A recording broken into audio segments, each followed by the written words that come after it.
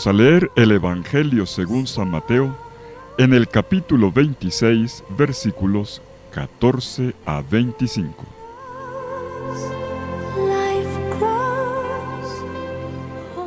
En aquel tiempo, uno de los 12, llamado Judas Iscariote, fue a los sumos sacerdotes y les propuso: ¿qué estáis dispuestos a darme si os lo entrego? Ellos se ajustaron con él en 30 monedas. Y desde entonces andaba buscando ocasión propicia para entregarlo. El primer día de los ácimos se acercaron los discípulos a Jesús y le preguntaron: ¿dónde quieres que te preparemos la cena de Pascua? Él contestó: id a la ciudad, a casa de fulano y decidle: el maestro dice, mi momento está cerca, deseo celebrar la Pascua en tu casa con mis discípulos. Los discípulos cumplieron las instrucciones de Jesús y prepararon la Pascua. Al atardecer se puso a la mesa con los 12. Mientras comían, dijo: os aseguro que uno de vosotros me va a entregar. Ellos, consternados, se pusieron a preguntarle uno tras otro: ¿soy yo acaso, Señor? Él respondió: el que ha mojado en la misma fuente que yo, ese me va a entregar. El Hijo del Hombre se va, como está escrito de él, pero ay del que va a entregar al Hijo del Hombre, más le valdría no haber nacido. Entonces preguntó Judas, el que lo iba a entregar: ¿soy yo acaso, maestro? Él respondió: tú lo has dicho. Palabra del Señor. Gloria a ti, Señor Jesús.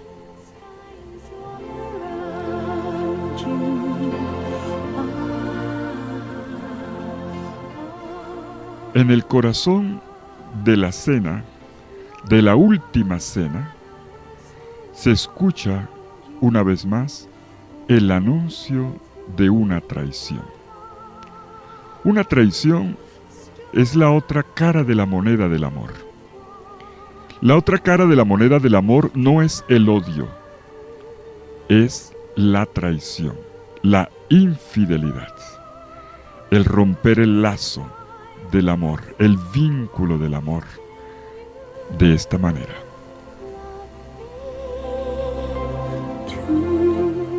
Estamos ya en medio del cenáculo, como también lo estábamos ayer, pero ayer estábamos en la versión de Juan. Hoy estamos leyendo la versión de Mateo, que como a la de los otros dos sinópticos, Mateo, Marcos y Lucas, coinciden en que esta cena ya es la cena pascual. Para Juan no, para Mateo, Marcos y Lucas sí. Pues sí, estamos ya en la última cena, que es una comida pascual. Por eso veremos ahora cómo se prepara, se desarrolla todos los elementos de una comida pascual. Pero, como ocurre en el Evangelio, la comida queda en segundo plano. Excepto el gesto, los gestos que Jesús convertirá en gestos eucarísticos, no se menciona más nada. No interesa qué bebieron, qué comieron, ni las oraciones que hicieron, no sabemos el contenido.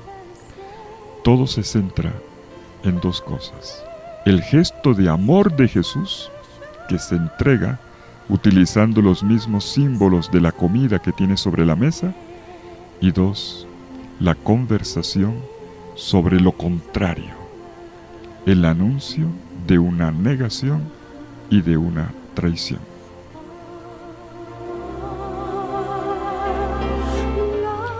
Bueno, estamos en la mesa y entonces en medio de la comida Jesús suelta una bomba: me van a entregar.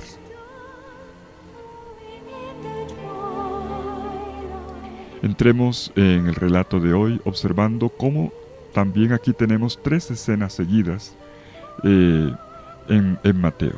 Primero, el pacto comercial que Judas hace con los sumos sacerdotes, y esto es previo, para realizar la entrega de Jesús. 2, la preparación de la comida pascual. Y 3, el comienzo de la comida, en cuyo contexto se desvela la identidad del traidor. La primera parte del Evangelio, en el capítulo 26, versículos 14 a 16 de Mateo, tenemos la escena en la que Judas hace un pacto con las autoridades judías para hacer la entrega de Jesús por el precio de un esclavo.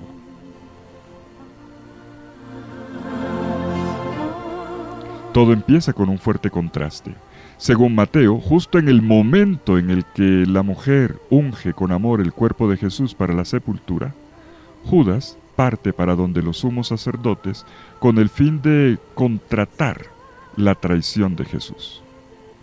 Mateo anota uno de los 12, poniendo en evidencia el escándalo y las proporciones tremendas del gesto. Mateo muestra el lado oscuro del seguimiento de Jesús, el traidor potencial en que puede transformarse todo creyente que se encuentre frente a un momento crítico.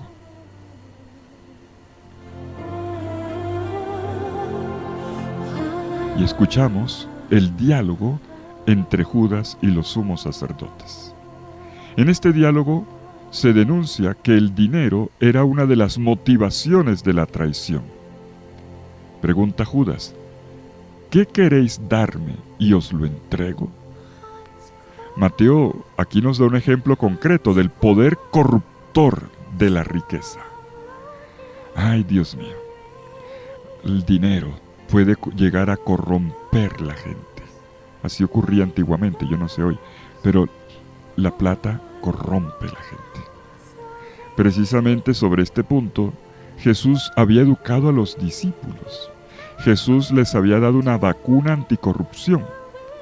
Cuando en el Sermón de la Montaña, Jesús les dijo: busquen primero el reino de Dios y su justicia, que todo lo demás vendrá por añadidura. Mateo 6:34.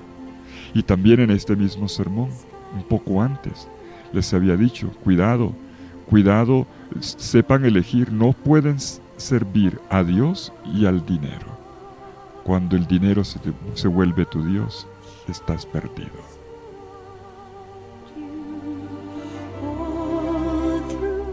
Y los discípulos habían dejado de lado la avidez, el dinero, las posesiones, el trabajo, todo eso lo habían dejado para seguir a Jesús. Por lo tanto, habían entrado por un camino supremamente sano. ¿Qué pasó? ¿Qué pasó aquí que Judas sale con esto, con esta desfachatez?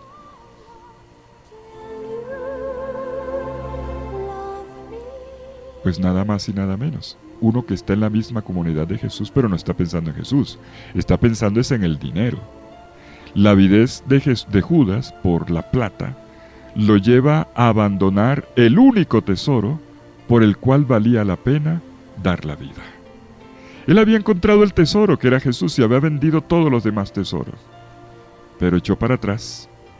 Y así, guiado por sus propias motivaciones, Judas tomó una decisión libre. Puso de lado el Evangelio y escogió el dinero. Y esto lo va a conducir a un destino terrible.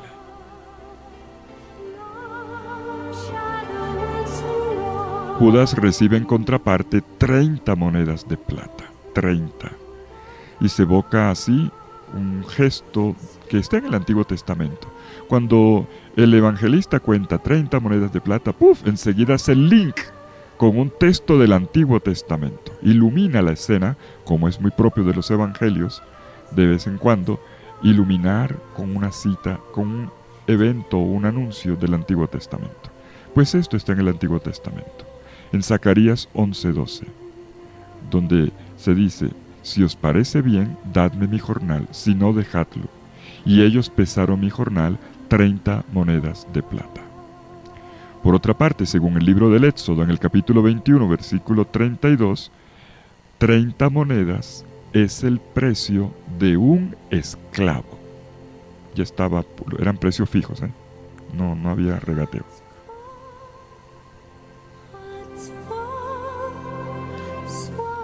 En el texto de Zacarías se indica que se trata de una suma mezquina que se volverá a colocar en el tesoro del templo. Bueno, lo mismo que va a hacer Judas después que se arrepienta y va a tirar la moneda ya delante de los sacerdotes, junto al tesoro del templo. Me refiero a la alcancía. Detrás de esto hay una convicción fundamental de este Evangelio de Mateo. La traición de Judas y su muerte parecen ser el triunfo del mal, mientras que misteriosamente, al mismo tiempo, hacen parte del gran designio de la salvación de Dios. ¿Por qué? Porque la palabra de Dios se está cumpliendo. Judas sigue dando los pasos necesarios para consumar su traición. Anota el evangelista que él andaba por ahí dando vueltas y observando la cosa, buscando una oportunidad para entregar al maestro. Y la oportunidad, miren la palabra que utiliza el evangelio, oportunidad. En griego se dice kairos. ¿Les suena conocido? Kairos. La oportunidad aquí, curiosamente, no es la de la entrega, es la de el mismo gesto de Jesús que da la vida. Más adelante Jesús va a repetir la palabra: mi tiempo está cerca. Judas busca el tiempo para entregarle, pero Jesús dice: mi tiempo está cerca. Y utiliza el mismo término griego, kairos. La entrega del Hijo del Hombre en las manos de los pecadores ocurre, al fin y al cabo, por el control que Jesús tiene de las cosas y no por esta acción horrible de Judas. Y en el mismo kairos ocurren dos cosas. Por una parte, Judas lo hace para embolsillarse 30 monedas de plata, pero al mismo tiempo, eso mismo Jesús lo hace para dar la vida por la salvación de la humanidad. Es el doble valor de la entrega. Y de repente nos encontramos ya en medio de la cena pascual, el primer día de los ácimos, dice Mateo. El jueves, durante el día, las familias hebreas botaban a la basura el pan con levadura, para celebrar, como estaba prescrito, la fiesta de la Pascua, con pan sin levadura. Éxodo 12:15 lo prescribe. Y la fiesta empezaba al atardecer. En el momento en que el sol se ocultaba, en ese momento, ¡pum!, comenzaba la fiesta, con el banquete del Pascual. El Evangelio, como ya dije al principio, se concentra no en la comida, sino en las palabras decididas de Jesús y en la obediencia inmediata de los discípulos. Jesús dice con autoridad, vayan y díganle a aquel señor que me preste la casa: en tu casa voy a celebrar la Pascua con mis discípulos.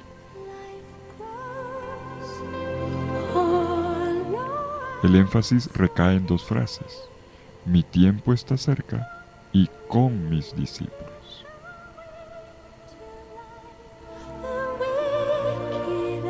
La Pascua, la fiesta hebrea de la liberación por excelencia, da el horizonte para interpretar el significado de la muerte y resurrección de Jesús, y también el nuevo horizonte de vida que de allí se desprende para los discípulos.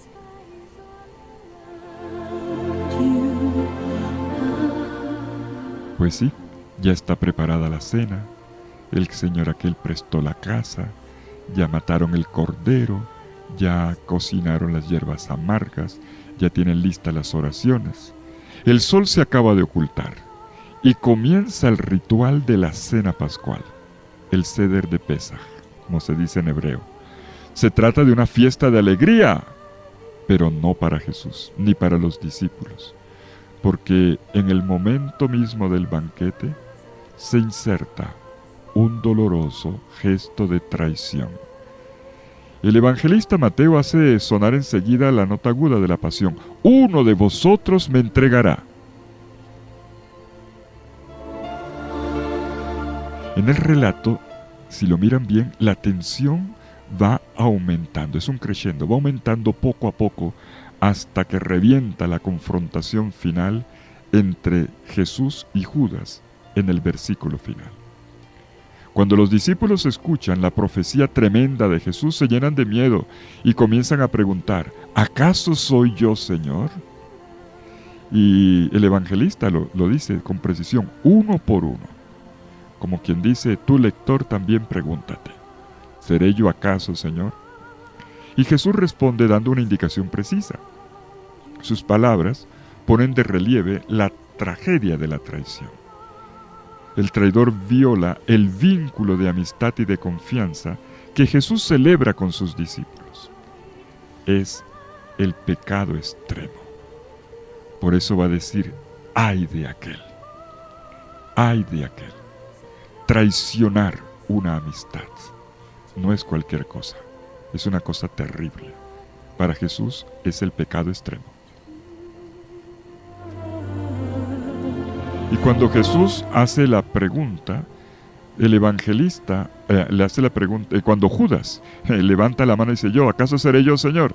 El evangelista cambia la palabra Señor, que habían dicho los anteriores, seré yo, Señor, por la palabra Rabí. Un término que en Mateo tiene un matiz negativo. Se pone en evidencia el contraste entre las palabras de Judas y la fe absoluta y confiada de los otros discípulos de Jesús. Llamándolo Rabí, Judas se dirige a Jesús como lo hacían los enemigos. Los que llamaban a Jesús Rabí eran los enemigos. Los discípulos le decían Señor, Kyrios. Los enemigos le decían Rabí. Y Judas ya no le dice Señor. Y no le dice Señor porque ya no lo es. Jesús no dirige su vida. Él eligió el dinero, no a Jesús. No podéis servir a Dios y al dinero, había dicho Jesús. Judas se dejó enredar y cambió de Señor. Y ahora para él Jesús es simplemente un rabí. Y es así como emerge el rostro del traidor. En su pregunta hipócrita, Judas aparece definitivamente como un discípulo perdido. Sus palabras revelan su voluntad de hacer eliminar a Jesús y de destruir de esta manera el sentido profundo de su vida. La respuesta final de Jesús es fuerte. No hará sino confirmar lo que proviene de su libre decisión. Judas, tú lo has dicho.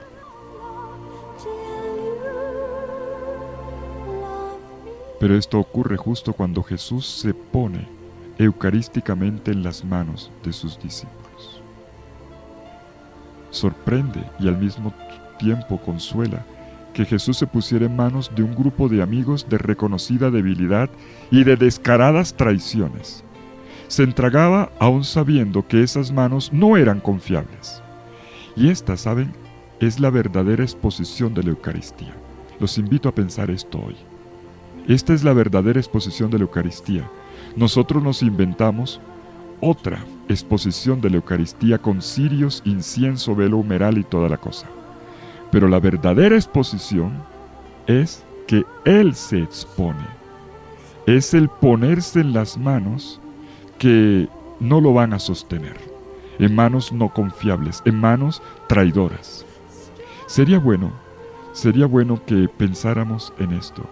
Si acaso no hemos perpetuado esa manipulación del sacramento de la Eucaristía, donde vivimos ritos, pero no encuentros. ¿Cómo habría que responder ante uno que se expone? Esa es la pregunta. Esa es la cuestión. Bueno, que el Señor los bendiga a todos con su infinito amor, en el nombre del Padre, y del Hijo, y del Espíritu Santo. Amén. Feliz día para todos.